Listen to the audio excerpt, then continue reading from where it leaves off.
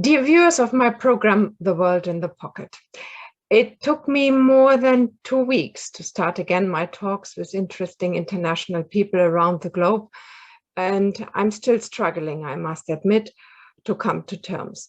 Today, I will speak to Dr. Lesya Rubashova, an associated professor and senior research fellow at the National Academy of Science of Ukraine in Kiev.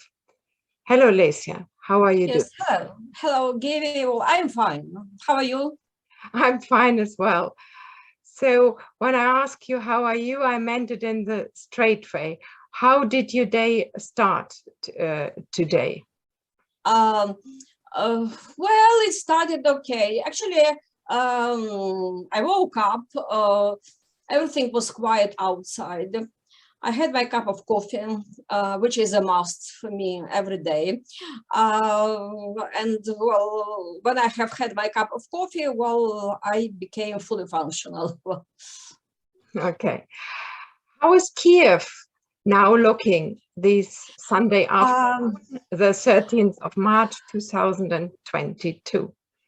Actually, I could say, and well, fingers crossed, of course, maybe Kiev now is in a better position than other cities.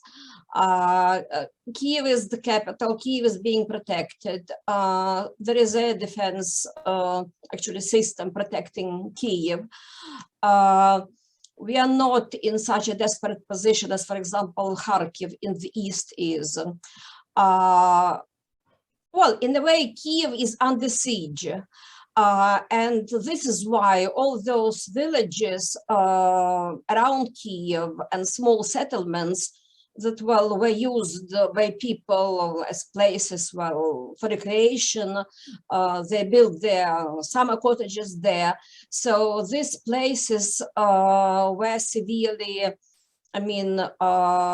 destroyed, and a lot of people were killed, and it took great effort, to evacuate those people. For example, I have friends.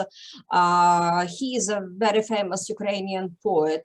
His wife is a designer, so they stayed there until the very last moment because they had a very elderly mother who is 90 years old and she has dementia. But eventually, so they were evacuated. They are in Kiev now. In order to be evacuated, so they had to cross the river. Luckily, this river in Irpin is shallow, but people had to walk.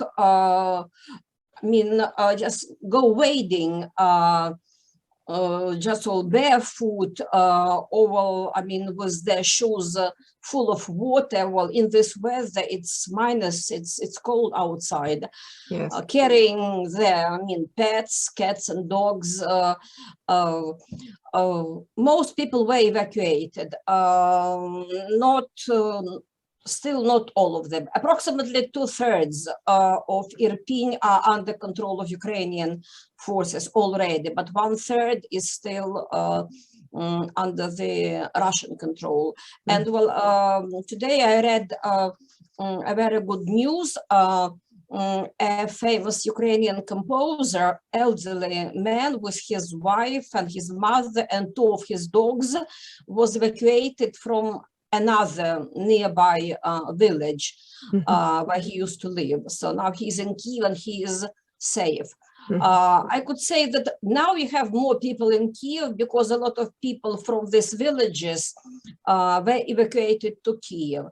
So not very good for them. Well, actually, it's good for them because it's quiet in Kyiv. Also good for us because we see more people, around, and it makes life kind of lively, more lively, if I may put it so. Yeah. But a lot of people left Kiev as well, isn't it? Quite a lot of people did leave Kiev, yes. So those who had, of course, it was easier for those who had cars. Well, maybe it's not the case, well, of Germany or other countries where most people have cars. It is still not the case, I mean, in Ukraine. So those people who did not have cars, so for them it was a problem. There is another problem. So the roads around Kiev are very dangerous because you do not know who you can meet.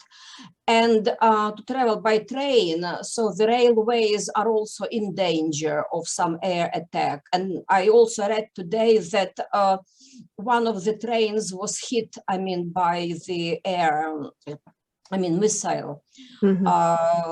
So to a certain extent, at the moment, it is safer to be in Kiev than in other places.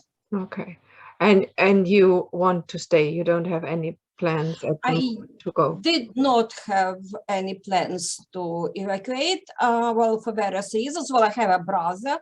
Well, he lives on the other bank of the river.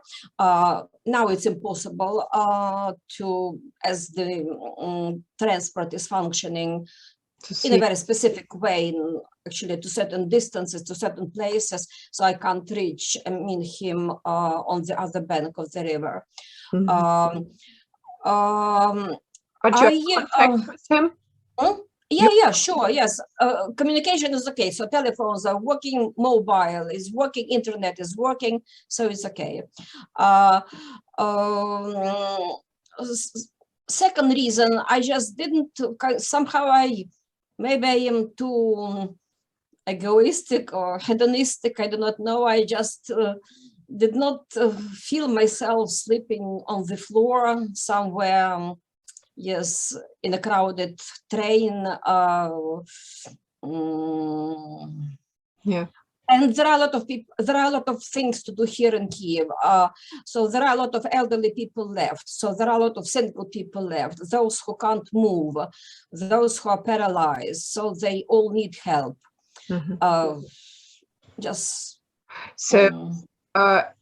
I guess the National Academy, your institute, is not working anymore, so you overlook. It is actually, National Academy is a specific institution. It's not exactly higher educational institution. It's, if I may put it so, super higher educational institution. It teaches, I mean, those who have already graduated from universities and are working for their PhD, for their doctorate. So we have a center for foreign languages teaching, because all those, well, who are going to write their PhD, so they have to be qualified, they have to take English exam. According to, well, we moved to international standards, so all these programs, B1, B2, C1, and so on. So, well, we are teaching people, mature, grown-up people. It is working. We had vacation. Vacation is over until March the 14th. So far, well, we have not received any instructions whether the prolongation of this vacation. But well, we are working on, so far we are not working, but well, after the 14th, well, if there are no other instructions, well, we will proceed working. Well, we were working online. Well, we used to work online because of pandemic, as most of the world. Well, we use Zoom, so they used to Zoom. At the moment, it is difficult for me to say how much students I have, whether they are in Kiev, whether they left. Well, I'm sure that I'm teaching lawyers. I'm sure that a lot of men are already somewhere in the front, I mean, as soldiers, because they are people of the age, I mean, to be able to take part in military action. and I'm not sure, well, whether they will be able to take part in Zoom conferences.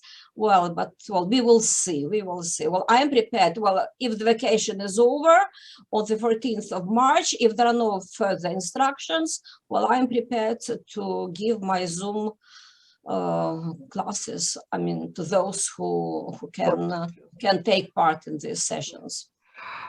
But you help as well elderly, you said? People? Yes, I got registered, well, with our regional territorial defense unit. Well, we have such regional defense units. There are several sections there. So one is more military, so it's for men.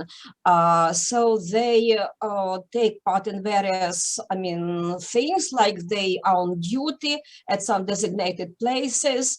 They walk during nights while guarding houses against burglary. It's wartime, you do not know, well, who may turn out around, and there is humanitarian part. I mostly work there. Well, we compiled. It turned out that our region, it's not very large, but it turned out that there are a lot of houses there. Yes. So well, we compiled lists of those who actually older than 75, those who cannot move, those who are single, little children, actually. Well, yesterday, well, we were happy to give, I mean, this Pampers, well, to two very little babies who are 2 weeks old. Well, we started receiving humanitarian aid. Well, so yesterday, well, there was a very large, I mean, several large cars. Well, I will go there, well, after our talk is over. So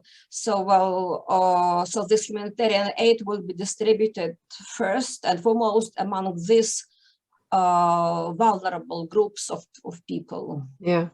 How is the supply of food and medication in the city now? It's more or less, actually, as to the food, is not all shops are working. Luckily, I have a very large supermarket, and there is a lot of food. Well, we have efficient mayor, boxer, Vitaly Klitschko. Well, Germany, well, may know him. Yes. So he said that, well, so far we have food enough, well, for 2 weeks. As to drugstores, it's a bit worse. Because not all of them are functioning, and the problem. So, well, you have different categories of this drugstores. Some are municipal, and they are functional. Some are private, so these are mostly not operational. Yeah. So the problem is that, well, you have to bring people, I mean, well, who work in these drugstores, and then take them home again. Well, so that's the problem. Luckily, so the drugstore near my house, so people who work there, so they live nearby. So that's why they're working very efficiently. But this is a problem, because, and there are lines there. Well, first of all, you have to observe the distance, well, because there is still pandemic. Everybody forgot about it well, anymore, but still, well, you have to observe distance. You have to wear a mask, well, to get into the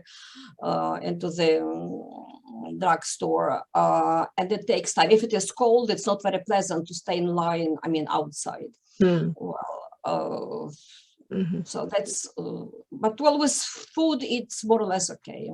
Okay. And it's okay. So I have full fridge. Yeah. And gas and electricity? Gas and electricity is okay. It's functional. Yeah. Internet. Every night I turn off, gas, just in case. But there is gas and there is light. Well, in the evening, we are encouraged to switch off the lights. So then, in the darkness, while we are reading our, laptops or mobile phones, just checking the news and communicating with people. Yeah. Using Viber or Skype. And TV, radio, no problem. No problem. Television, no problem. I see. No, we are not in the mood. I personally am not in the mood of watching movies now. Understandable, but yeah. It seems for me a little bit dark in your flat. Also, it is only 2:00 afternoon in Kiev. So well, I have shields on the window. Yes. Well, we are encouraged. To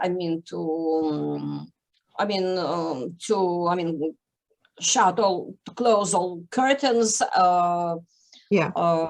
And shade the windows. So that's why it's. Okay. Yeah. Well, I'm used to it, so it's not that dark. Well, already used to it. And there is a strict curfew, as I understand. Yes. Mm-hmm. Yeah. At 8 o'clock, it starts at 8 o'clock in the evening, and actually the end of it, it's 8 a.m. From 8 to 8. You're not leaving or haven't left your flat to a shelter or to? No, I haven't. Well, I'm first of all, when you watch, it's on my mobile. The signals of this, signals, of possibility of air, strike, the sirens. So everything, 10 minutes. So now it's actually, you are encouraged to go to the shelter. In 10 minutes, well, it's over. So rushing from the 6th floor, to the shelter, and in 10 minutes back again, well, not very convenient. There are some people, we have 2 shelters actually nearby. So just, when I sleep fully dressed, just in case. And well, we have 2 shelters. So there is a school nearby. So there is a large, well-equipped shelter and a smaller shelter nearby. So there used to be a sports club. So now it's a kind of a shelter. It's smaller. I asked, we have concierge, in the house. I asked her whether many people from our house go to the shelter. She said, no, just, well, in the beginning, a few families went there, got cold in the shelter, and they stopped going there. But quite a lot of people go there. Mm-hmm. There is shelter. Yeah. Do you? If I may, so maybe it's a wrong parallel, but maybe you know this movie. It's a Serbian movie, Underground, by Serbian producer Kusturica. He is anti-communist but very pro-Russian, but never mind, it's Underground. It's when people were used to live for many years, underground, and they did not know what was happening, outside. And when I watched this movie a long time ago, so I was so much impressed. So I do not want to get used to stay in the shelter, because I can say it now. There are some people, well, that are permanently in the shelter. So some of their relatives bring food to them, from outside. They're afraid to live even at daytime. Okay. I do not want to get used to shelters, but well, of course, if it is necessary, if needed, of course, I will use it. Yeah, and people are different. So can you Yeah. hear today bombings? Do you see troops fight? Uh, uh, we can hear some bombing. It's a bit far away, or maybe my windows are good because I hear just this bombings, but it's far away. We do not see troops in the city. Well, first of all, because they are outside Kiev, so they're defending Kiev. Well, we may see some on duty at these designated places, well, where they're supposed to be. So there are some places, well, like bridges or whatever, but we do not see. We can see some people, some military just walking with their girlfriends or parents, whatever, but we do not see regular, military formations in the street. Okay. It is a very open question, but have you expected such a situation you are now in at any point before? Frankly speaking, I am fond of political analysis. Apart from teaching, I'm also doing interpretation and translation for a number of international organizations. And once I used to work for American embassy in the political section. So I got fond of political analysis. So to some extent, well, so there were predictions, of possible war. So foreign intelligence, it was in the newspapers. Well, German Bild published, a map, of probable, invasion. So in a way, so there were signs that something like that might happen. And judging from the behavior of Putin, because he was getting more and more agitated and crazy, if I may put it so. But of course, one thing is to speculate, to talk with friends, to discuss various scenarios. But on the other hand, well, when you hear stories from people who managed to escape from hell, if I may put it so, from these small villages who are now in Kiev, I know some of these people personally.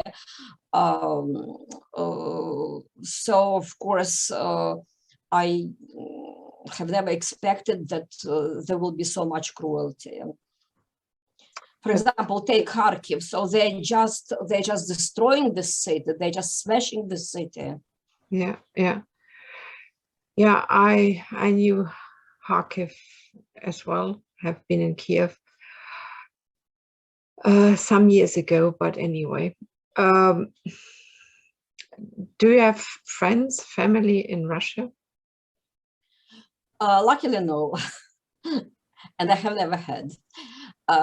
Used to have some earlier, a long time ago, well, so when there were exchanges, well, in Britain, when I went to study there, or take some courses there. So I met some nice people from Russia, but I have not been in contact with them for many years. So, and luckily I do not have any relatives there. Mm-hmm. What do you think? What will be the outcome if we can say this at the moment? That's I'm being optimistic. So there can be only one outcome. So this should be the victory of Ukraine, of course. At what price? So that's another question. But I don't think that society would accept any compromise. Too many people have been killed. So much destruction has taken place. So actually my dream is to see international tribunal someday, but I don't know. Okay. Well, of course, negotiations are important. It is important to talk. It is important to try to find some compromise, reasonable compromise. So the more people talk, the better. It's better when people talk rather than when they shoot at each other. Well, if it is possible. Yeah. Lesya, thank you really very much for your time. And I know time is limited and you have other things to do. All the best for you and your family, your friends, colleagues, and your students you're still looking after, as I understand, for all of you in Kiev. So stay safe, stay calm. You seem to be very calm. May I also say a few words? Yes. Actually, we are receiving a lot of assistance. We are receiving military assistance. We are receiving humanitarian aid. So we are very grateful to all the allies.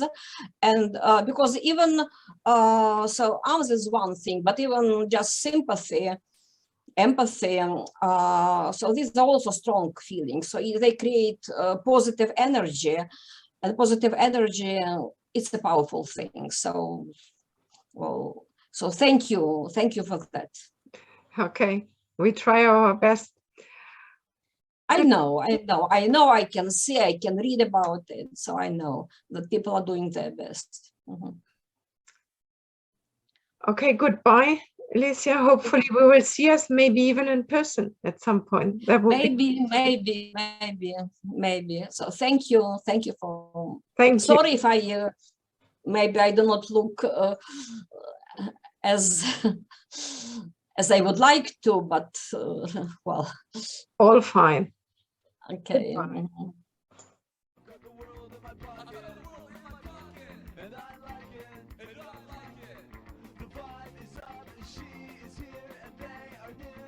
I've got the world in my pocket. I've got the world in my pocket. I've got the world in my pocket.